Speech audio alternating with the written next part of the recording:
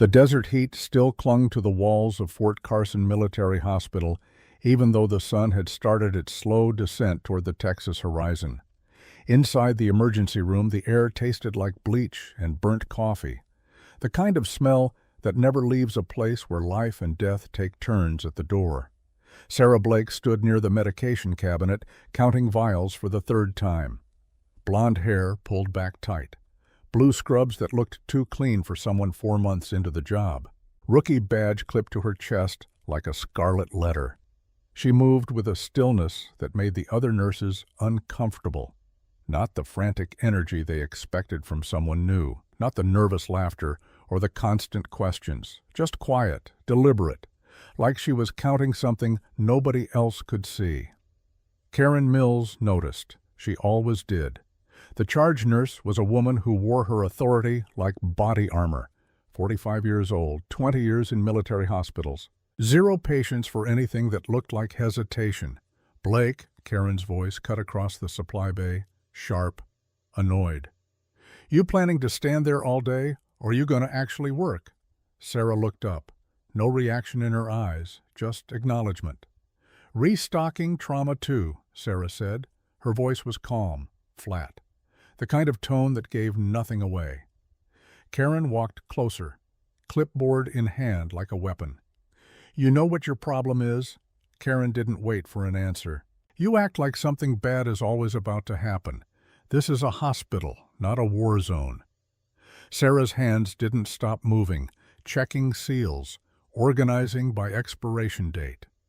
Her fingers moved with precision that looked almost military. "Yes, ma'am," Sarah said. Karen frowned. That answer, that tone, it was the same every time. Respectful, compliant. But underneath it, something else. Something Karen couldn't quite name. "And stop double-checking everything," Karen added. "We're not running a pharmacy audit. We're saving lives. Speed matters." Sarah nodded once. Didn't argue. Didn't defend herself. Just went back to work. Karen shook her head and walked away, muttering something about rookies who wouldn't last 6 months. Sarah waited until Karen's footsteps faded. Then she checked the crash cart, the defibrillator pads, the emergency oxygen, the door hinges, the ceiling corner where the security camera didn't quite cover the blind spot. It was subtle, quiet, the kind of behavior that looked like anxiety to civilians, but it wasn't. Down the hall, the ICU wing felt different, colder. 2 Army soldiers stood outside the doors, rifles slung across their chests, eyes hard, posture parade ground straight. Everyone knew why they were there. Nobody said it out loud. Inside that room lay Derek Walsh, 32 years old, federal witness, former accountant for the Valdez cartel, the kind of man who knew where the money went, who signed the checks, who could put 20 men in prison for life. The soldiers had been there for 3 days, rotating shifts, never relaxing. One of them kept touching his radio like it was a lifeline. Sarah walked past them on her way to restock the ICU supply closet. The taller soldier made eye contact. She nodded. "Professional." He nodded back. But his hand went to his radio again, checking, always checking. Sarah understood that instinct. Once you've been somewhere where the radio going dead means you're about to die, you never stop checking. She opened the supply closet, started counting bandages, gauze, tourniquets, the kind of supplies that looked routine until they became the only thing between someone living and bleeding out. Her hand lingered on a tourniquet, military grade, the good kind, the kind she'd used in places that didn't officially exist. A memory flickered. Sand, heat, the sound of rotors beating the air. Blood on her hands that wasn't hers. Sarah closed her eyes for half a second, pushed it down, locked it away. She'd gotten good at that over the past 2 years, burying the past, pretending she was someone new, someone normal, someone who hadn't seen what happened when bullets found flesh and training wasn't enough to save everyone. "Hey, Blake." Sarah turned. Dr. Elliot Graham stood in the hallway. 29 years old. 3 years out of residency. Good doctor, nervous energy. The kind of guy who cracked jokes during trauma calls because silence scared him more than blood. "Yeah," Sarah said.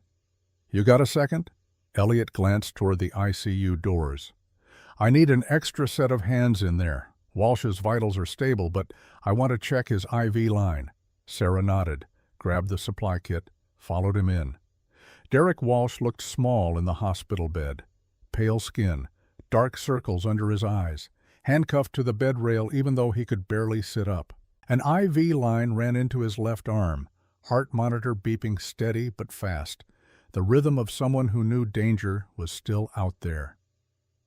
"Mr. Walsh," Elliot said, forcing brightness into his voice, "just checking your line. You're doing great." Derek's eyes flicked to Sarah, then away, like he didn't want to be seen looking.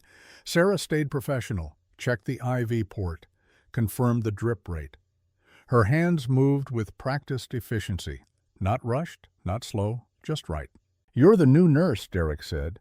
His voice was hoarse, dry. "Yes, sir," Sarah replied. "You seem—" Derek paused, searching for the word. "Calm." Sarah glanced at him. Their eyes met for half a second. "It's just an IV check, sir," she said. But something passed between them in that moment. Recognition. Not of faces, of type. Derek had lived around dangerous people long enough to recognize someone who knew how to be still in a way that meant readiness, not relaxation. Sarah finished the check, nodded to Elliot. They left. Outside, Elliot exhaled. "Guy's paranoid," he muttered. "Keeps asking if we're sure the guards are army, if we're sure the food is safe, if we're sure nobody's watching." Sarah said nothing. "Can you blame him, though?" Elliot continued. "Cartels don't forget. And the Valdez crew, they're not the type to let someone testify and walk away." Sarah kept walking, but her mind was already calculating. Exit routes, response times, how long it would take the base to send reinforcements if something went wrong. 10 minutes. The base was 10 minutes away. In 10 minutes, everyone in this hospital could be dead. The afternoon dragged into evening. Sarah rotated through her assignments, checking patients, restocking supplies, staying out of Karen's way. At 1:15 p.m., she was in the staff break room, coffee machine gurgling, fluorescent lights humming, a TV mounted in the corner playing news on mute. Another nurse, younger, brunette, sat across from her. Name tag read Jessica. "You settling in okay?" Jessica asked. Friendly, genuine. "Yeah," Sarah said. "Karen can be tough," Jessica added. "But she's fair. You just gotta prove yourself." Sarah sipped her coffee. "Terrible. Burnt. But familiar." "How long you been nursing?" Jessica asked. 4 months, Sarah said. "Got my license in March." It wasn't a lie. Sarah Blake had gotten her RN license in March. Sarah Blake had a clean record. Sarah Blake had references. Sarah Blake existed on paper. The woman before her, the one who'd earned the Navy Cross and 3 Purple Hearts, the one who'd bled on 3 continents, that woman was dead, officially, permanently. At 1:17 p.m., everything changed. It started with the radios. Sarah heard it first. A faint crackle on the wall unit at the nurse's station. Static, then nothing. Then the security desk radio chirped once, went silent. One of the soldiers outside ICU pressed his earpiece, frowned, tried again. "Base, this is Carson, ICU, radio check." Static. He looked at his partner. The second soldier's jaw tightened. His hand went to his rifle. Sarah's head snapped up, coffee cup frozen halfway to her lips. Jessica didn't notice. She was scrolling her phone, but Sarah noticed. Because in 2 years of living like a civilian, her instincts hadn't dulled. They'd just been waiting. "Something wrong?" Jessica asked, finally looking up. Sarah stood, slowly, controlled. "I don't know," she said. She walked to the hallway, looked toward the ICU wing. The soldiers were talking low, urgent. One of them was trying a handheld radio. The other was on his cell phone. Neither was working. Sarah's pulse didn't spike. It stayed steady, even, because panic was what got you killed. She moved toward the nurse's station. Karen was there, reviewing charts. "Karen," Sarah said quietly. "What?" "The radios are down." Karen glanced up, annoyed. So? Happens all the time. Desert interference. Cell phones too? Karen's expression shifted. Confusion, then concern. How do you... The lights flickered. Not a gentle flutter. A hard drop. Like someone grabbed the hospital by the throat and squeezed. Monitors stuttered. Ventilator alarms chirped. The hallway fluorescents dimmed, brightened, dimmed again. Then half the building went dark. Emergency lights kicked on. Red, pulsing, bathing everything in the color of warning. Someone shouted, "Backup generators!" A patient started crying. Karen stood up fast. What the hell? The explosion cut her off. Not huge, not the Hollywood fireball. Controlled. Surgical. The sound of a door being opened by people who didn't need permission. The front entrance shattered inward. Glass spraying, metal twisting, smoke billowing into the lobby. And through that smoke came 10 men in black. Faces covered, gloves on, weapons up, moving in pairs, silent, disciplined. Their steps synchronized like a machine built to kill. Sarah's world narrowed. Training kicked in before thought could interfere. She counted. 10, split. 4 moving left toward ICU. 3 holding the ER. 2 sweeping rooms. 1 leader. The leader had a different posture. Taller, broader shoulders. He didn't scan the room. He already knew where he was going. The first shots hit the security desk. 2 guards went down before they could draw their weapons. Clean. Professional. No wasted ammunition. Screaming erupted. Patients tried to crawl off gurneys. Doctors froze. Nurses ducked. Karen grabbed Sarah's arm. Hard. "Get down!" she screamed. Sarah pulled her arm free. Gently. Almost respectfully. "Get everyone into trauma too," Sarah said. Her voice was calm. Steady. The voice of someone who'd given orders under fire before. Karen stared at her like she'd spoken a foreign language. "Do it now," Sarah said. Then she stepped backward into the shadow of the triage hallway. Her eyes tracked the gunmen. They moved like a unit, professional, trained, not gang members, not amateurs, military or former military. Mercenaries, maybe, the kind of men who got paid to make problems disappear permanently. Outside the ICU, the 2 soldiers fought like hell. The first one shouted, "U.S. Army, drop your weapons!" The cartel answered with gunfire. The hallway erupted, muzzle flashes, concrete dust, spent casings hitting tile like rain. The first soldier took 3 rounds, went down hard, still trying to drag himself toward the ICU door, still fighting. The second soldier emptied his magazine. Controlled bursts, training kicking in. He dropped 1 attacker, then another. For half a second it looked like he might hold the line. Then a flash device rolled down the corridor. The hallway popped white. Blinding, disorienting, the soldier stumbled. A burst of automatic fire ended it. 2 soldiers, 2 men who'd sworn an oath, dead in 20 seconds. But they'd taken 2 cartel men with them. 8 gunmen left. Sarah watched from the shadows. Her breathing slow, even. Her hands steady at her sides.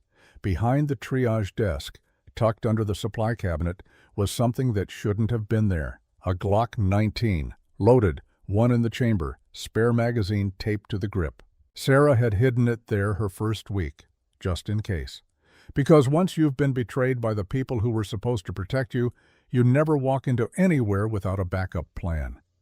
She reached down, pulled the weapon free, checked it by feel. Muscle memory. Her hands knew this gun better than they knew prayer. The nearest gunman was 20 feet away, scanning, rifle up, looking for threats. He turned, saw Sarah. A blonde nurse in blue scrubs, holding a pistol. He laughed. 1 sharp bark through his mask, like he couldn't believe what he was seeing. He started to raise his rifle. Sarah fired once. The shot cracked through the hospital like thunder. The gunman dropped, instantly, clean. No drama, just physics. A 9mm round at center mass. He collapsed sideways into the wall, slid down, left a smear of red. The remaining gunmen froze, heads snapping toward Sarah's position. Their rhythm broke. Their movement stuttered. And for the first time since they breached the door, they looked uncertain. The leader barked something. Russian. Sarah's ear caught it. Commands. Sharp. Furious. 2 gunmen peeled off, moving toward her position, rifles tracking, trying to flank. Sarah didn't panic. She stepped back into the staff hallway, the narrow one, where the lights were dimmer, where the floor plan forced anyone chasing her into single file. She moved like she'd already measured the distance, already chosen the kill zone, already accepted what she had to do. As she passed the crash cart, her free hand flicked out, yanked the red oxygen shut-off valve. The corridor's hiss of airflow died. The building got quieter. Nobody noticed. Nobody except Sarah. Because she wasn't improvising, she was controlling the environment. In the ICU, Derek Walsh heard the chaos. He was cuffed to the bed, pale, shaking, IV lines in his arm, eyes wide with the kind of terror that comes from knowing you're the reason people are dying. He started whispering prayers through cracked lips. Outside his door, the leader reached the ICU entrance. He didn't rush. He paused, listened, scanned the ceiling corners, checked the dead radio on his vest, cursed under his breath in Russian. Then he pulled a small device from his pocket, tapped it against the doorframe, checking the jammer's range, making sure nothing electronic would call for help. He was careful, methodical, smart. He'd come for one job: kill Derek Walsh. And he didn't care how many nurses cried on the way. Behind him, his remaining men dragged the fallen soldiers' rifles away, tossing them aside like trophies. The leader leaned close to the ICU door, his voice calm, cruel. "Open the door, doctor," he said in perfect English, slight accent, Eastern European. "I don't want to shoot anyone who doesn't deserve it." That lie made Karen flinch. She was hiding behind a supply cart, shaking, tears streaming. But Sarah didn't flinch. Back in the ER, the 2 gunmen hunting Sarah advanced fast, trying to corner her before she could disappear. They moved like trained men, rifles tight, muzzles tracking, communication through hand signals. One kicked open a supply closet, empty. The other swept the hallway. Nothing. Sarah was already gone. Except she wasn't running away. She was circling. She slipped through the staff-only corridor, past the medication fridge, past the surgical prep room, stopped at a door marked Restricted Pharmacy Access. The keypad blinked red, locked. Sarah's fingers moved, fast, practiced, 4 digits, the default bypass code most hospitals used and never changed. The door clicked open. Karen, watching from behind a desk 30 feet away, felt her stomach drop. Sarah didn't just know the hospital, she knew how to bypass it. Sarah stepped inside, grabbed 2 items without looking: a tourniquet, a trauma kit, then shut the door and vanished into the shadows again. The cartel gunman reached the same door seconds later, found it locked. One cursed, slammed the handle, the other raised his rifle, fired into the lock. The shot echoed. The door held. And somewhere behind them, a soft click sounded. Sarah fired again. This time she didn't aim to kill. The round snapped into the floor at the lead gunman's feet, close enough to spray dust up his pant leg. He stumbled back, shocked. That hesitation saved his life for exactly half a second, until Sarah stepped out from behind a filing cabinet and put a second round into his shoulder. He screamed, dropped his rifle, clutching the wound. Sarah closed the distance in 2 steps, drove her knee into his forearm, pinned the weapon, twisted his wrist with surgical precision, disarmed him without drama. She shoved him hard into the wall, pressed her pistol under his chin. Her face was blank, not angry, not scared, just focused. The second gunman swung his rifle toward her. Sarah pivoted, used the wounded man's body as a shield, fired once. The second gunman went down, clutching his thigh, screaming. 2 cartel men neutralized in under 10 seconds. No Hollywood theatrics, no one-liners, just efficiency. A nurse nearby whispered, "Oh my God," like she was watching something forbidden, something that didn't belong in a hospital. But Sarah didn't look proud. She looked irritated, because she knew this wasn't the main threat. The leader was still at the ICU door, and Derek Walsh was still alive, which meant the job wasn't finished. Sarah moved again, faster now. She dragged the wounded gunman into a side room, zip-tied his hands with a cable strap from the supply cart, checked his pulse. Alive, neutralized. Then she grabbed his dropped rifle, not to use, to strip the magazine. She didn't want to fire long bursts in a hospital full of civilians. She wanted control, not chaos. Karen tried to stop her, grabbing her arm. "Sarah," she hissed. "Sarah, what are you doing?" Sarah finally spoke. Her voice was calm, almost gentle. "Get everyone into trauma 2. Lock it. Barricade it with the gurneys. Don't open the door for anyone, not even if they scream." Karen stared at her, eyes wide, desperate. "Who are you?" she whispered. Sarah didn't answer. She just looked at Karen with quiet intensity, the kind that made people obey without understanding why. Karen nodded, started hurrying patients. Doctors followed her orders without question, from the rookie, the one they'd dismissed, the one who apparently knew exactly what to do when hell walked through the door. Sarah reached the ICU hallway, stopped behind the corner wall, listened. The leader's voice was still calm. "Last chance," he said. "Open the door." Inside, Dr. Elliot Graham was whispering, terrified. We can't. Derek Walsh was sobbing. Sarah closed her eyes for half a second. Not from fear, from memory. She'd been here before. Different country, different door, same stakes. Then she looked down at her hands. They weren't shaking, not even a little.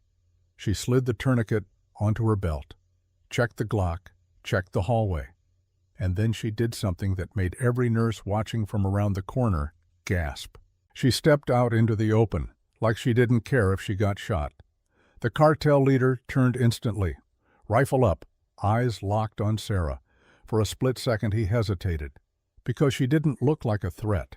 She looked like a tired blonde nurse in blue scrubs. No tactical gear, no armor, no helmet, just calm eyes and a pistol held low. The leader barked, "Drop it!" Sarah didn't drop it. Instead, she raised her left hand slightly, palm open, showing she wasn't attacking. And with her right hand, she fired once, straight into the ceiling light above the leader's head. Glass exploded. Sparks rained down. The hallway plunged into strobing darkness. The leader flinched instinctively, turning his face away from the shower of glass and light. That was all Sarah needed. She crossed the distance in 2 steps, slammed her shoulder into his rifle arm, drove the barrel offline, pinned him against the wall with pressure points that didn't look like fighting. They looked like control. The leader grunted, shocked, tried to wrestle free. Sarah leaned in close, her voice low enough that only he could hear. "You're not leaving this hospital." His eyes widened behind the mask, not because of her words, because of her tone. He'd heard that tone before, in a different country, in a different war. He tried to speak. Russian, English, something. But Sarah's knee came up hard into his thigh. His leg buckled. His rifle clattered to the floor. Sarah kicked it away, pressed her pistol to his temple. The leader froze. Then he did something no cartel enforcer was supposed to do. He whispered, trembling, "No." Sarah didn't ask why. She already knew, because he recognized her. And the moment that recognition hit, Sarah felt something cold settle in her chest. Because if this man knew who she was, then this breach wasn't just about Derek Walsh anymore. It was about her, too. Inside the ICU, Derek Walsh suddenly screamed one sentence that made Sarah's blood run colder than any gunfire. "They sent him because of you." The hallway went silent, emergency lights pulsing, water dripping from a broken sprinkler somewhere, the smell of gunpowder and fear thick enough to choke on. Sarah kept her pistol pressed to the leader's temple. Didn't look away, didn't blink. The man beneath her gun breathed hard, fast. The kind of breathing that came from panic trying to break through training. "Take off the mask," Sarah said. Quiet, controlled. The leader hesitated, Sarah pressed the gun harder. Now! Slowly, with his free hand, he reached up, pulled the black balaclava off his head. And Sarah's world tilted. The face looking back at her was older, harder, scarred along the left jaw. But she knew it. Nikolai Volkov, Russian, former Spetsnaz, the man who'd been guarding that weapons cache in Kandahar 2 years ago. The man who'd killed 3 of her teammates before she put a bullet in his shoulder and left him bleeding in the sand. "Hello, Sergeant Blake," Nikolai said, his accent thick, his smile bitter. "Long time." Sarah stared into Nikolai Volkov's eyes. The emergency lights painted his face in alternating red and shadow. His scar caught the light, a jagged line from his left ear to his jaw, a reminder of the day she'd almost killed him. "You remember me," Nikolai said, not a question, a statement. "I remember," Sarah replied, her voice steady, cold. "Good." Nikolai's smile was ugly, bitter. "Then you know why I'm here." Sarah didn't answer. Her gun stayed pressed to his temple. Her mind was already 3 moves ahead. 5 gunmen left. Nikolai neutralized for now. Derek still alive in the ICU. Civilians scattered throughout the hospital. The base 10 minutes away, if anyone could call for help. But the jammer was still running. Nobody was calling anyone. "Kandahar," Nikolai said. His accent made the word sound like a curse. "You remember Kandahar, yes?" Sarah's jaw tightened. She remembered. The memory hit her like a physical blow. 2 years ago, Kandahar province. The night had been cold, desert cold, the kind that seeps into your bones and stays there. Sarah's SEAL team had been hunting a weapons cache for 3 weeks. Intel said it was big. Russian-made rifles, RPGs, enough ammunition to supply an insurgency for 6 months. The kind of cache that turned the tide of small wars. They'd tracked it to a compound outside the city. Low walls, single-story buildings, quiet. Too quiet. Lieutenant Marcus Webb had been first through the door, 34 years old. Father of 2, best shot Sarah had ever seen. He'd made it 3 steps before the ambush opened up. Muzzle flashes erupted from 3 positions. Coordinated. Professional. Not Taliban. Not insurgents. Mercenaries. Marcus went down in the first volley. 3 rounds. Center mass. Dead before he hit the ground. Petty Officer James Reeves was next. 28. Engaged to a teacher back in Virginia. He'd been covering the left flank when a burst caught him in the neck. He'd bled out in Sarah's arms. Choking. Trying to say something. Never finishing. Chief Ryan Donnelly had fought like a demon. 41 years old. 20 years in the Navy. He'd emptied 2 magazines, dropped 4 mercenaries before a grenade rolled into his position. The explosion had been deafening. Final. Sarah and Petty Officer Jake Sullivan were all that remained. 2 against 8. In a kill box. With no air support and no extraction. They'd fought their way to the center of the compound, found the weapons, found something else too. Documents, manifests, shipping routes, and a name that made Sarah's blood freeze. The weapons weren't just being stored, they were being sold to both sides. By someone who was supposed to be on their side. That's when Nikolai had appeared, younger then, no scar, standing in the doorway with an AK-74 and eyes that showed no mercy. "Drop weapons," he'd said in broken English. Sarah had raised her M4, so had Jake. Nikolai had smiled. "You think you win, you already dead." The firefight had been brutal. Close quarters. Sarah had taken a round to the vest. Squeezed. The round caught Nikolai high in the chest. He fell to the ground. Sarah had seen Nikolai reloading. 1 second. That's all she'd needed. She'd aimed, exhaled, squeezed. The round caught Nikolai high in the right shoulder, spun him around. His rifle clattered away. He'd stumbled backward, clutching the wound, blood pouring between his fingers. Sarah had advanced, weapon up, ready to finish it. But Jake had grabbed her arm. "We need to move. The whole compound is rigged." He'd been right. Explosives everywhere. set on a timer. Whoever was running this operation had planned to erase the evidence, including anyone who found it. Sarah and Jake had run. Behind them, the compound erupted, fire and debris and the bodies of their teammates turning to ash. They'd made it back to base, barely, covered in blood and dust and the weight of failure. Admiral James Hartman had been waiting, 60 years old, silver hair, eyes that had seen too many wars. He'd listened to their report, read the documents they'd recovered, and then he'd made a decision that changed everything. "You're both dead," he'd said, "officially, as of tonight." Sarah had stared at him. "Sir?" "The name in those documents," Hartman said quietly. "He's connected. High up. If he knows you saw those files, he'll kill you, and everyone you love. So you're dead. Both of you. Killed in action. Full honors. Closed casket." Jake had protested. Sarah had just nodded, because she understood.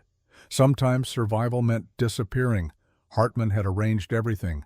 New identities, new lives. Sarah became Sarah Blake, nursing student. No family, no history, no connection to the woman who'd earned the Navy Cross in places that didn't exist. And Nikolai? The intelligence report said he'd survived. Barely.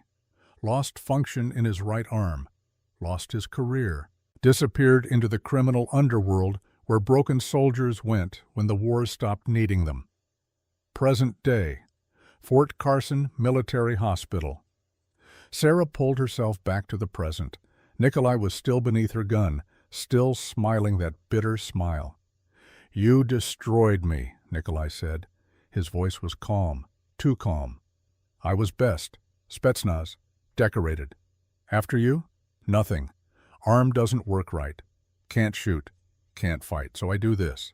He gestured vaguely at the carnage around them. "Cartel work, killing witnesses, breaking into hospitals. This is what I am now.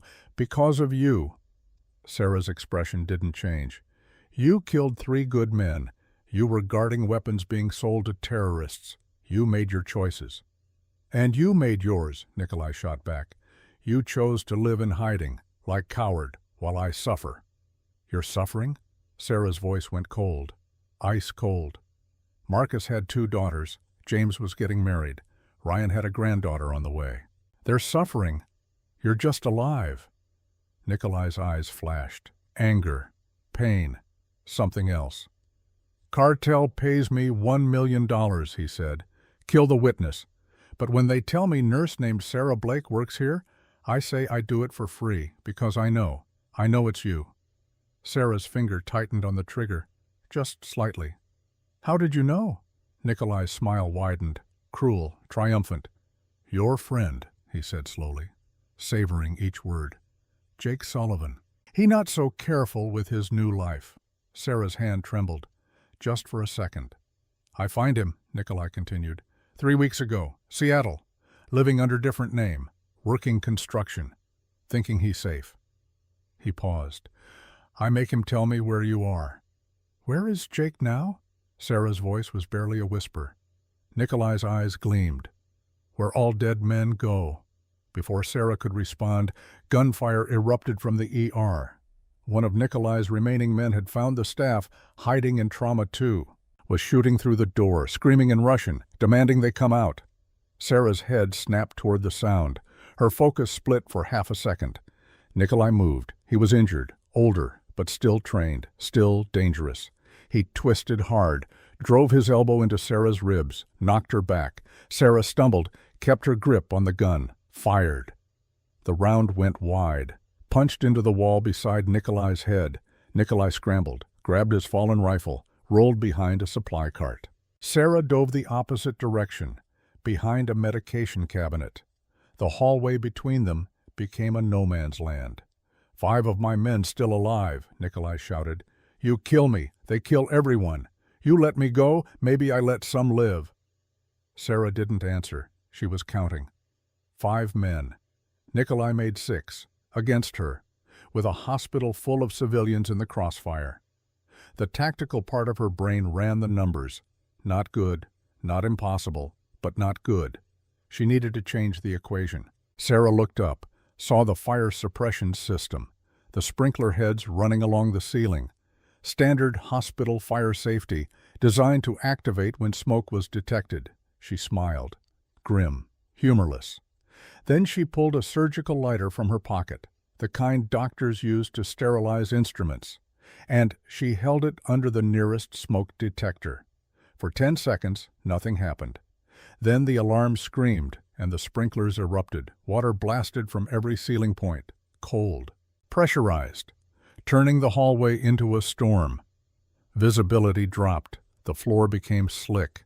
And most importantly, the thermal signature changed, making it harder for anyone with night vision or thermal optics to track targets. Sarah moved immediately, low, fast, using the deluge as cover. Nikolai cursed in Russian, fired blind. Rounds sparked off tile and metal.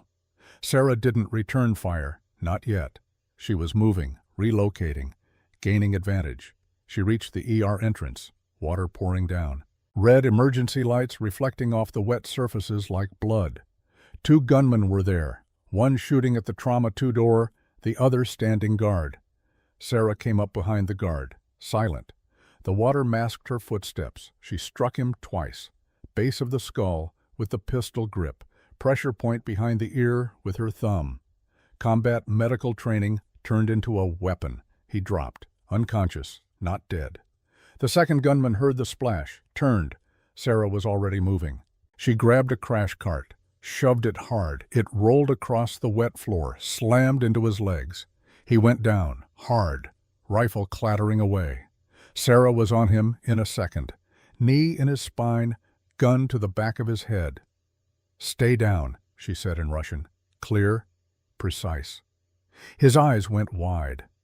An American woman speaking fluent Russian was not what he'd expected. Sarah zip-tied him, checked his pulse. Alive, neutralized, but then she felt it, sharp, hot. Wrong. She looked down. Blood was spreading across her left side, just above her hip. Not a gunshot, something else. When she'd grappled with the guard, his knife had found flesh. Quick, shallow, but enough. Sarah pressed her hand to the wound. Warm blood seeped between her fingers. She'd had worse, much worse, but it was a problem. Blood loss would slow her down, make her dizzy, make mistakes. She needed to stop the bleeding. Sarah pulled the tourniquet from her belt, the one she'd grabbed from supply earlier. Muscle memory took over. She wrapped it, tightened it, secured it. Not perfect, but functional. The pain sharpened, then dulled to a manageable throb. Sarah could work with manageable. She heard footsteps. Someone running. Coming from the staff hallway. Sarah raised her weapon, finger on the trigger. Karen Mills burst around the corner, soaked, terrified, holding a pair of surgical scissors like a weapon. "Sarah?" she gasped. "Get back to Trauma 2, Sarah said. Calm, controlled. "You're bleeding," Karen said. Her nurse training overriding her fear. She stepped closer. Saw the tourniquet, the blood. I need you to get the patients to safety," Sarah interrupted. "I can handle this." Karen stared at her, water dripping from her hair, emergency lights painting her face in sharp relief. And something changed in her expression, recognition, understanding. "You're not really a rookie, are you?" Karen whispered. Sarah met her eyes. "No, I'm not." "What are you?" "Someone who knows how to keep people alive when bad men come through the door." Karen swallowed, nodded. "What do you need me to do?" Sarah felt something shift. Karen wasn't questioning anymore. She was offering help, respect earned through action. "How many patients in Trauma 2?" Sarah asked. 12, plus 4 staff. "Barricade secure?" "Yes, we used the gurneys and supply carts. They'd have to blow the door to get through." "Good, stay there. Don't open it for anyone except me or the army when they arrive." "When will that be?" Sarah's expression darkened. "I don't know. The jammer is still active. Nobody's getting calls out." Karen's face went pale. "So we're alone?" "No," Sarah said quietly. "You're not alone. You have me." The words hung in the air. A promise. A commitment.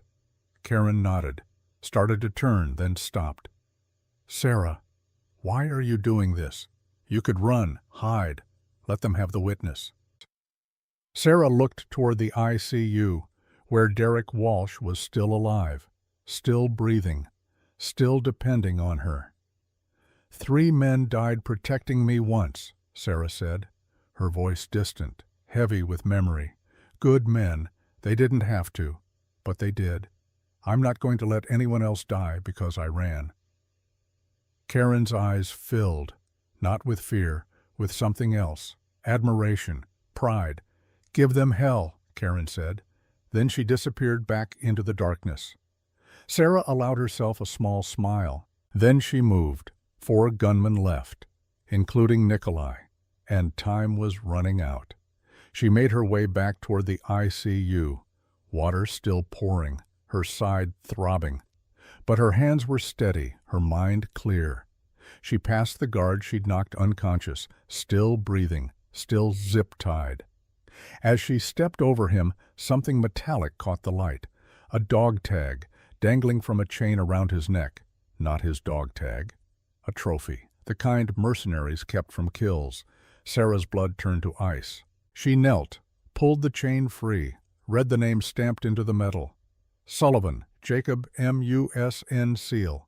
O.P.O.S. Jake's dog tag, the one he'd worn every day since boot camp, the one he'd sworn he'd never take off. Sarah's hand started to shake, the first time all night. She closed her fist around the dog tag. The metal bit into her palm. Jake was dead. Her last connection to who she'd been. Her brother, her friend. The only person who knew her real name. Gone. And it was her fault. Because Nikolai had been hunting her, and Jake had been in the way. I'm sorry, Sarah whispered to the metal, to the memory. I'm so sorry. Then she stood, tucked the dog tag into her pocket, next to her heart. And the grief turned to something else, something colder, harder. Purpose. That's when she heard the scream, male, young, terrified. Dr. Elliot Graham. Sarah's blood went cold. She ran, ignoring the pain, ignoring the water, focusing only on the sound. She rounded the corner to the ICU wing and froze. Nikolai had Elliot, one arm wrapped around the young doctor's throat, a pistol pressed to his temple. Using him as a human shield, Elliot's eyes were wide, panicked. He was shaking so hard Sarah could see it from 20 feet away. 2 more gunmen flanked Nikolai. Weapons up, covering him. Stop, Nikolai shouted. Stop or he dies. Sarah stopped, weapon raised, but no clear shot. Elliot was in the way. Let him go, Sarah said, her voice calm, reasonable. He's not part of this. Everyone part of this, Nikolai spat. You make it part when you hide here, when you pretend to be normal. You bring death to this place, Elliot whimpered. Please, please don't. Quiet. Nikolai jerked him harder. You want him alive, Blake? You give me witness. Derek Walsh, I take him. I leave. Everyone else lives. Sarah's mind raced, calculating. If she gave up Derek, he'd be dead within the hour, tortured for information, then executed. Everything he knew about the cartel would die with him, but if she didn't, Nikolai would kill Elliot right here, right now. No good options, only bad and worse. You know I can't do that, Sarah said carefully. Then Doctor dies. Nikolai's finger tightened on the trigger. Wait! Sarah raised her free hand, palm out. Wait, let's talk about this. No talk, only trade. Nikolai, listen to me. Sarah's voice dropped, became quieter, more personal. You were a soldier once, a good one. You had honor. You had a code. You destroy my honor. No, you destroyed it when you started selling weapons to terrorists, when you chose money over duty. I didn't do that to you. You did. Nikolai's expression twisted, anger and shame and rage all fighting for dominance. You know what happens if you kill that doctor, Sarah continued. You become exactly what you claim to hate. A man who kills innocents. No honor, no code. Just another gun for hire who doesn't care who bleeds.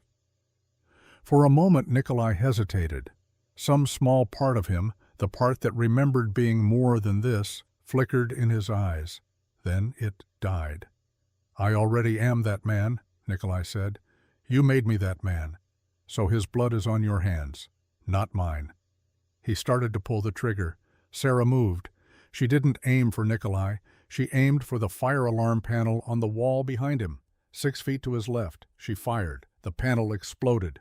Sparks erupted, and the building's emergency evacuation horn blasted to life, deafening, disorienting, the kind of sound that made people instinctively cover their ears.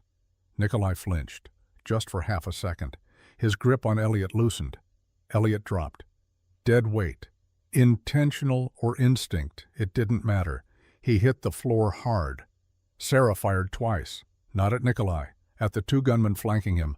Both shots found legs. Both men went down screaming. Nikolai tried to adjust, tried to aim, but Elliot was between them, scrambling, crawling, getting in the way. Sarah charged. She crossed the distance in 4 steps, lowered her shoulder, drove into Nikolai's center mass like a linebacker. They hit the wall together, hard.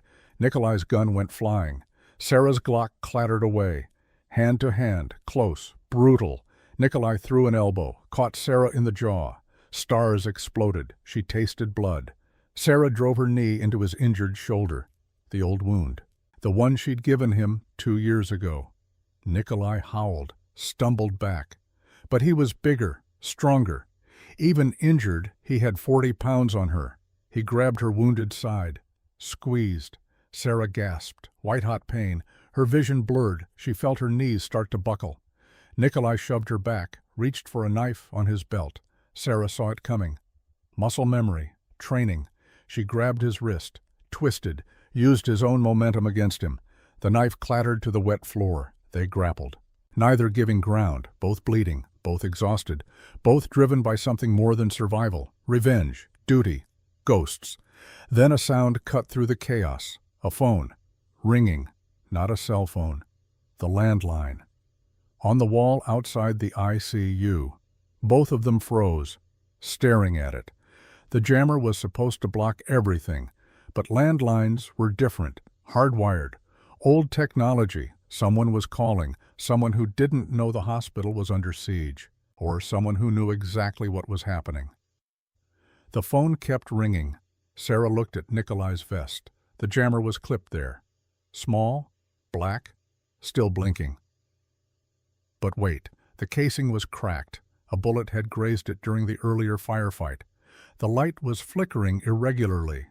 The jammer was dying, and in that moment of weakness, one signal had gotten through. The phone rang 5 times, 6, 7, then it stopped. And in the silence that followed, a voice came over the hospital's PA system. Deep, authoritative, military. The damaged jammer had weakened just enough, and someone had reached the hardwired intercom system from the security office outside. This is Admiral James Hartman, United States Navy. To the hostile forces currently occupying Fort Carson Military Hospital, you are surrounded. Units from Fort Bliss are inbound. Surrender immediately or face lethal force. Sarah's heart stopped. Hartman, her handler, the man who'd saved her life by erasing her existence. He was here. Nikolai's face went white. Army coming? Yes, Sarah said. They are. How long? Sarah glanced at the clock on the wall. If Hartman was making that announcement, it meant units were close. Very close. 15 minutes, Sarah said, maybe less. Nikolai's expression shifted. Calculation, fear, desperation. 15 minutes, he repeated. Long time. Time to kill witness. Time to kill you. Time to make them find bodies when they arrive. He whistled. Sharp, loud. His last unwounded gunman appeared from a side corridor. Weapon up. Nikolai barked orders in Russian. Fast. Clipped. The gunman nodded, headed toward Trauma 2, where the civilians were hiding. Sarah's blood turned to ice. No! She lunged for her dropped weapon. Nikolai kicked it away. It skidded across the wet tile, out of reach. Now, Nikolai said, breathing hard, bleeding from half a dozen places. We see who dies first, your people, or you. The PA system crackled again, Hartman's voice, but this time directed at one person. Sarah, if you can hear this, hold on. We're coming. Just hold on. Sarah looked at the ceiling. at the speaker, at the voice of the man who'd given her a second life. Then she looked at Nikolai, at the man who wanted to take it away. Her side was bleeding. Her jaw ached. She had no weapon, no backup, no good options, but she had something else. She had 15 minutes, and she had a promise to keep. Sarah straightened, faced Nikolai, and spoke with absolute certainty. "You want to kill me? Then kill me, but you're not touching those civilians, and you're not touching Derek Walsh. Because I'm going to end this. Right now, not in 15 minutes, not when the army arrives. Now!" Nikolai laughed, harsh, disbelieving. "How? You have no gun? You bleeding?" "You alone," Sarah smiled, small, cold, dangerous. "I'm a Navy SEAL," she said quietly. "Alone is where I'm most dangerous." Then she turned and ran, not away. Toward the fight, toward the civilians, toward the promise she'd made. Nikolai shouted after her, furious, confused. But Sarah was already gone, moving through the flooded hospital, bleeding, hurting, unstoppable. Because sometimes survival wasn't about waiting for rescue. Sometimes it was about becoming the rescue. Sarah ran through the flooded hallway, water splashing beneath her boots, emergency lights strobing red. The pain in her side was a constant throb, a metronome counting down to collapse. But she couldn't stop, wouldn't stop. The gunman heading toward Trauma 2 was 20 yards ahead, moving fast, rifle up, intent on following Nikolai's orders. Kill the civilians, make the army find bodies. Sarah had no gun, no knife, nothing but training and desperation. She scanned the hallway, looking for anything. A crash cart, too heavy, a chair, too slow. Then she saw it, the defibrillator, still mounted on the wall near the supply bay. Emergency equipment designed to restart hearts. Sarah grabbed it, ripped it from the bracket. The pads dangled. Battery indicator showed full charge, 200 joules ready to deliver. The gunman reached Trauma 2, raised his rifle, aimed at the door lock. Sarah closed the distance, silent, fast. The water masked her footsteps. She was 10 feet away when he sensed some offing, started to turn. Too late. Sarah slammed the defibrillator pads against the side of his neck, right where the carotid artery pulsed. And she hit the discharge button. The shock was massive, instantaneous. His body convulsed, seized. The rifle clattered from his hands. He collapsed like a puppet with cut strings. Sarah immediately dropped to check him, training, overriding adrenaline, 2 fingers to his neck, pulse, weak but present breathing, shallow but steady, alive, unconscious, neutralized. She grabbed his rifle, checked the magazine, half full. Enough. Behind the Trauma 2 door she heard crying, whispering, the sound of people who thought they were about to die. "Karen," Sarah called out. "It's me. You're safe." Silence. Then Karen's voice, shaking. "Sarah, stay locked. Don't come out until the army arrives, understand?" "Are you okay?" Sarah looked down at herself, soaked, bleeding, holding a rifle taken from an unconscious mercenary. She almost laughed. "I've been worse," she said. She didn't wait for a response. She turned and headed back toward the ICU, toward Nikolai, toward the end of this. Her side screamed with every step. The tourniquet was holding, barely, but blood loss was catching up. Her vision wavered at the edges. Her hands felt heavy. Combat medic training told her she had maybe 20 minutes before shock set in, maybe less. 20 minutes to finish this. Sarah reached the ICU wing. The 2 gunmen she'd shot in the legs earlier were still there. They'd dragged themselves into covered positions behind overturned gurneys. Wounded but still armed, still dangerous. They saw her coming. One raised his weapon weakly. Sarah didn't want to kill them. They were already neutralized, already bleeding out. Executing wounded combatants wasn't justice, it was murder. "Drop it," she said in Russian. "You're done. The army is coming. Surrender and you live." The gunman hesitated, pain and fear warring in his eyes. His partner made the decision for him, dropped his rifle, raised his hands. The first gunman followed, too weak to fight, too smart to die. Sarah kicked their weapons away, zip-tied them both, checked their wounds, tourniquets, pressure bandages. The medic in her couldn't help it. Even now, even them. "You'll live," she said, "more than you deserve. 4 down, 2 left. Nikolai and 1 more." Sarah approached the ICU door. It was partially open, damaged from earlier fighting. She could hear voices inside. Russian, Nikolai giving orders to his last man. She couldn't understand all of it, but she caught enough. "Kill the witness, then we extract."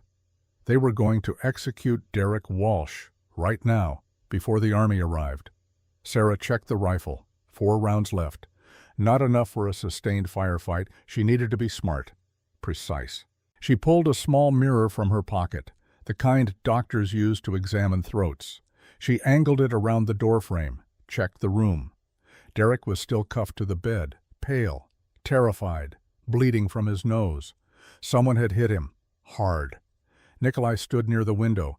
His last gunman was positioned by Derek's bedside. Gun pointed at Derek's head. Execution style. No clear shot. Too many angles. Too much risk. Sarah needed to change the situation. She remembered her training. SEAL tactics. When you can't win with force, win with psychology. "Nikolai!" she called out. Loud. Clear. "It's over." Silence. Then Nikolai's voice. "You have no gun, Blake. I hear you drop rifle earlier." Sarah smiled grimly. He didn't know she'd taken one from his man. "The army is 2 minutes out," she lied. "I can hear the helicopters. You kill Walsh, you die here. You let him go, maybe you walk out." "You lie." But there was uncertainty in his voice. Fear. "Listen," Sarah said. "Listen carefully." She waited. In the distance, faint but growing, the sound of engines, heavy vehicles, moving fast. The convoy from Fort Bliss, still miles away, but close enough to hear if you were listening for it. Nikolai heard it. She could tell by the way his breathing changed, faster, shallower. 5 minutes, Sarah said. That's all you have. Kill Walsh and spend them fighting, or surrender and spend them alive. Your choice. I not surrender, I not go to American prison. Then what's your play? Sarah kept her voice calm, reasonable. You can't extract. The roads are blocked. You can't hold this position. You're wounded, outnumbered, out of time. What's the end game here, Nikolai? Silence. Long, heavy, then Nikolai spoke, quieter now, almost contemplative. You really think I care about living? He said. You take everything. My career, my pride, my arm, what I have to live for. Sarah heard the shift, the resignation. The dangerous acceptance of someone who'd decided death was preferable to defeat. You have a choice to make it mean something, Sarah said. You can die here, killing an accountant, being remembered as a mercenary who failed, or you can surrender, face justice, and maybe, somewhere in that process, find some of the honor you think I took from you. Honor? Nikolai laughed. Bitter, broken. No honor in surrender. There's honor in choosing life over revenge. You don't understand, Nikolai said, his voice cracking. When I look in mirror, I see ghost. Dead man. You killed me in Kandahar. This? He gestured vaguely. This just body walking. Pretending. Sarah felt something unexpected. Pity. Not for what he'd become, but for what he'd been. A soldier, like her, who'd made bad choices and couldn't find a way back. I know what it's like to be a ghost, Sarah said quietly. To have your name erased, your life taken, to watch everyone you were die so someone new can live. I know, Nikolai, better than you think. Then you understand why I do this. No, Sarah said, because I chose to keep living, even when it hurt, even when I wanted to stop. I chose to become something new, instead of destroying what was left. That's the difference between us. The engines were closer now, maybe 3 minutes, maybe less. Nikolai spoke to his last gunman in Russian. Sarah caught fragments. Finish it. No witnesses. The gunman pressed his pistol to Derek's temple. Sarah couldn't wait anymore. She spun around the doorframe, rifle up, fired. The shot caught the gunman in the shoulder, not a kill shot, but enough. He stumbled back, gun dropping. Nikolai dove for cover, returned fire. Rounds punched through the doorframe, splintered wood and drywall. Sarah moved into the room, using the medical equipment as cover, a rolling monitor and an IV stand, anything that provided concealment. She fired again. The rifle clicked empty, out of ammunition. Nikolai knew it, heard it. He stood from cover, pistol raised, smiling that ugly smile. "Now," he said. "Now we finish this." He fired. The round caught Sarah high on the left shoulder. The impact spun her, knocked her down. The rifle clattered away. Pain exploded, white-hot, consuming. She hit the wet floor hard. Her vision blurred. She could feel blood, warm, spreading. Nikolai approached, limping, bleeding from his own wounds, but still standing, still armed. "You fight good," he said, almost respectful. "Better than Kandahar, but still not enough." He aimed at her head. Sarah's hand found something on the floor, broken glass. A shard from the shattered light fixture earlier, sharp, jagged, 3 inches long. Nikolai saw the movement, adjusted his aim. "Don't." Sarah didn't throw it. She waited.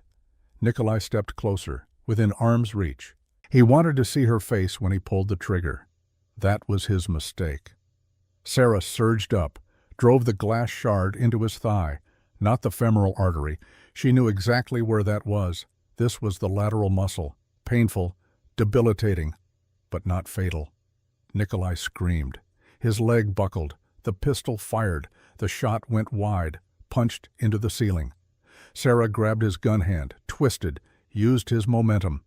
The judo throw she'd practiced 10,000 times. The pistol fell. Sarah kicked it away, stood over him, breathing hard, bleeding from 2 wounds now, but still standing. Nikolai lay on the floor, broken, defeated, looking up at her with something that might have been respect. "Do it," he whispered, blood bubbling at his lips. "Finish what you start in Kandahar." Sarah's hand went to the pistol. She picked it up, aimed at his head. For a moment, they just stared at each other. 2 soldiers, 2 ghosts, 2 people who'd survived things they shouldn't have. 1 pull, 1 bullet, 1 less monster in the world. But Sarah thought about Marcus, and James, and Ryan, and Jake, the men who'd died in Kandahar. Good men, honorable men, men who'd followed the rules even when it cost them. What would they want her to do? Sarah lowered the gun. "No," she said quietly. Nikolai's eyes widened. Confusion, disbelief. "Why?" he gasped. "Because they taught me something you forgot," Sarah said. "Being a soldier isn't about who you can kill. It's about what you're willing to die for. And they died following rules, honor, law. I'm not going to disrespect that by executing an unarmed prisoner." She pulled zip ties from her belt, secured Nikolai's hands, checked his wounds. The glass shard hadn't hit anything vital. He'd bleed, but he'd live. "You're under arrest," Sarah said. "You'll face trial, justice, the right way." Nikolai stared at her, something flickering in his eyes, maybe respect, maybe just exhaustion. "You better medic than soldier," he muttered. Sarah almost smiled. "I'm both." The sound of boots, heavy, fast, military. The door burst open. 6 soldiers flooded in, full tactical gear, rifles raised, lights cutting through the gloom. "Hands up! Hands up!" Sarah dropped the pistol, raised her hands, blood running down her arm. "Friendly! I'm friendly!" The lead soldier, a captain, swept the room. Saw the bodies. Saw Derek Walsh still alive. Saw Nikolai bleeding on the floor. Saw Sarah, soaked, wounded, standing in the center of it all. "Who the hell are you?" the captain demanded. Before Sarah could answer, another voice cut through, deep, authoritative, familiar. "Stand down, Captain. She's with me." Admiral James Hartman walked into the ICU, 62 years old. Silver hair, dress uniform, somehow still pristine despite the chaos. He looked at Sarah. And for the first time in 2 years, she saw him smile. "Hello, Sergeant Blake," he said. "Welcome home." Sarah felt her knees start to buckle, adrenaline fading, blood loss catching up. The captain caught her, lowered her to a chair. "I need a medic," he shouted. "I am a medic," Sarah said, her voice distant, fading. "I'm fine."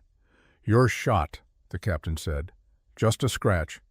But the world was tilting, going gray at the edges. She could hear voices, orders being shouted, footsteps, the sound of Derek Walsh crying in relief. Then Karen's voice, close, urgent. "Sarah, oh my God, Sarah!" Karen was there, hands checking wounds, professional, competent. The charge nurse who'd doubted her was now trying to save her. "Stay with me," Karen said. "You hear me? You don't get to die after all that." Sarah tried to laugh. It came out as a cough. "Not dying," she managed, "just tired." The medics arrived. Combat lifesavers. They worked fast. IV line, pressure bandages, splint for her shoulder. Professional, efficient. Sarah let them work. She was looking at Hartman. The Admiral stood nearby, watching, waiting. "Jake?" Sarah asked, her voice barely a whisper. Hartman's expression darkened. He knelt beside her, spoke low enough that only she could hear.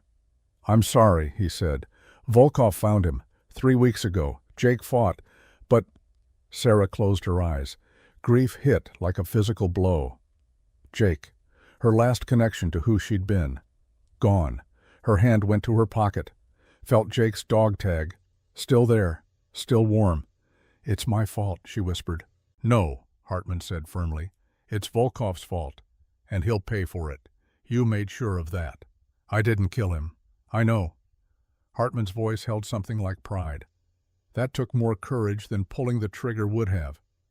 They loaded Sarah onto a gurney, started wheeling her toward the ER, toward treatment, toward safety. As they moved, Sarah saw the aftermath. Soldiers everywhere, securing the building, checking bodies, comforting civilians. The hospital looked like a war zone, which she supposed it had been. Dr. Elliot Graham was there, shaken but alive. He saw Sarah, came over. "You saved my life," he said. I don't even know how to thank you." "Just doing my job," Sarah said. "Your job?" Elliot almost laughed. "Your job is supposed to be checking vitals and changing bedpans, not that." He gestured at the carnage. "Multitasker," Sarah managed. They took her to Trauma 1, the room she'd stocked just hours ago, when the world was normal. When she was just a rookie nobody respected. Now, nurses she'd never met treated her like a hero. Soldiers stood guard outside. And Karen Mills stayed by her side the entire time, holding her hand, refusing to leave. "You're going to be okay," Karen said, more to herself than to Sarah. "The shoulder wound is clean, through and through. The side injury is superficial. You're going to be okay." "Told you," Sarah whispered. "Just tired." "You can rest now," Karen said, her voice breaking. "You saved us all. You can rest." Sarah's eyes were getting heavy, the medication kicking in, pain fading to a dull throb. Her last thought before sleep took her was of Marcus and James and Ryan and Jake, all of them gone, all of them heroes. And somewhere, Sarah hoped, they were proud. 3 months later. The classroom at Fort Carson looked different in daylight. Clean, organized. No blood, no bodies, just desks and equipment and the quiet hum of preparation. Sarah Blake stood at the front, shoulder healed, side scarred but functional, hair still blonde, still pulled back tight. But the uniform was different now. Not blue scrubs, tactical fatigues. Instructor patch on her shoulder, name tape that read Blake in bold letters. 10 students sat before her, young, nervous, fresh out of basic combat medic training, 5 men, 5 women, all of them looking at Sarah like she was something between a myth and a threat. "Welcome to Advanced Combat Medical Training," Sarah said, her voice calm, professional. "This course will teach you how to save lives when everything is trying to kill you, how to think clearly when the world is on fire, how to be the difference between someone going home and someone going in a box. The students were silent, attentive. Some of you will wash out, Sarah continued. This course has a 60% failure rate, not because we want you to fail, but because this job doesn't forgive weakness, doesn't forgive hesitation. One mistake and someone dies. Maybe you, maybe your patient, maybe both. She walked down the aisle, making eye contact with each student. But if you make it through, Sarah stopped, turned. You'll be the person everyone counts on when it matters most. You'll be the calm in the storm, the hope in the dark, the reason someone's family gets to say goodbye instead of visiting a grave. A young corporal, maybe 20, raised his hand. Sarah nodded. "Ma'am," he said, his voice uncertain. "Is it true what they say? About the hospital?" Sarah knew what he meant. The story had spread, classified officially, but soldiers talked, always. "What do they say?" Sarah asked. "That you fought 10 mercenaries by yourself, that you saved 30 people, that you didn't panic, not once." Sarah looked at him, at all of them, young faces, untested, believing she was invincible. "I was terrified," Sarah said. "Every second, every decision. I was afraid I'd fail, afraid people would die, afraid I wasn't good enough." The students looked confused. "But fear didn't stop me," Sarah continued, "because I'd been trained, because I'd practiced, because I knew what to do even when I didn't want to do it. Fear is natural. Fear keeps you alive, but fear doesn't get to make your decisions. Training does, discipline does, commitment does." She walked back to the front, stood before them. "That's what I'm going to teach you," Sarah said. "Not how to be fearless, but how to function when you're terrified, how to save lives when your hands are shaking, how to be the person someone needs when the world falls apart." A knock on the door interrupted. Karen Mills stepped in. Civilian clothes now, retired after the incident, but she'd stayed in touch, become something like a friend. "Sorry to interrupt," Karen said. "I brought something for you." She held out a small box, wooden, polished. Sarah took it, opened it. Inside was a badge, gold, engraved. "Lead Instructor, Combat Medical Division, S. Blake." Sarah stared at it, then at Karen. "Thought you deserved something official," Karen said, her eyes warm, proud. "From the hospital staff, we all chipped in." "Karen," Sarah's voice caught. "You saved us," Karen said simply. "All of us. This is just our way of saying we remember." Sarah pinned the badge to her uniform. Right next to her name tape. It felt heavy, significant. Karen hugged her, quick, tight, then left, leaving Sarah alone with her students again. "Okay," Sarah said, clearing her throat, regaining composure. "Let's begin. First lesson, tourniquet application under fire. Partner up." The students moved, pairing off, pulling out training equipment. As they worked, the young corporal approached Sarah again. "Ma'am," he said, "can I ask one more question?" "Go ahead." "When you were facing those men, when it was just you, were you scared you would die?" Sarah thought about that, about the hallway, the darkness, the blood, the choice to step forward instead of running away. "No," she said honestly, "I wasn't scared of dying. I was scared of failing, of letting people down, of not being enough." "But you were enough." Sarah smiled, small, real. "I had help," she said, "training, memory, and the ghosts of people who believed in me when I didn't believe in myself." She looked at the wall, where she'd hung a photo. 4 men in SEAL uniforms, smiling, young, alive.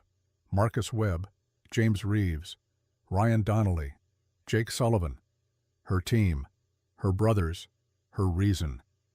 "They're watching," Sarah said, more to herself than the corporal, "making sure I don't screw this up." The corporal followed her gaze, saw the photo, understood. "Were they?" he started. "They were the best," Sarah said, her voice quiet, heavy with memory. "And every person I save, every student I teach, every life I protect, I do it for them, because they can't anymore." She turned back to her class, watching them practice, learning, growing. That's what this is about, Sarah said. Not glory, not medals, not stories people tell.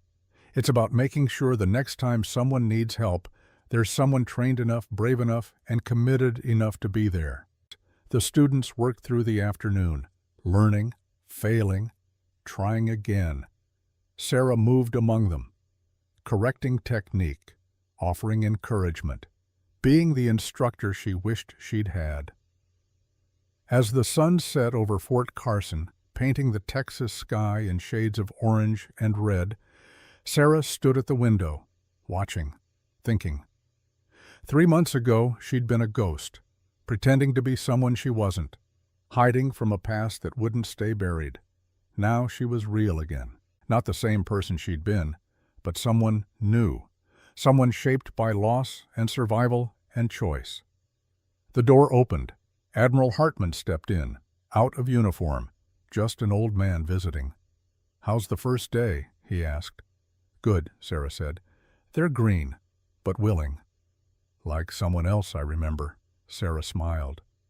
Hartman stood beside her, looking out at the same sunset. "Any regrets?" he asked.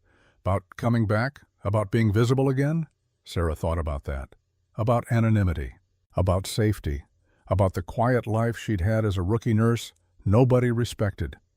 "No," she said. "This is where I'm supposed to be. Teaching. Preparing. Making sure the next generation is ready." "Volkov goes to trial next month," Hartman said. "He's cooperating, giving names.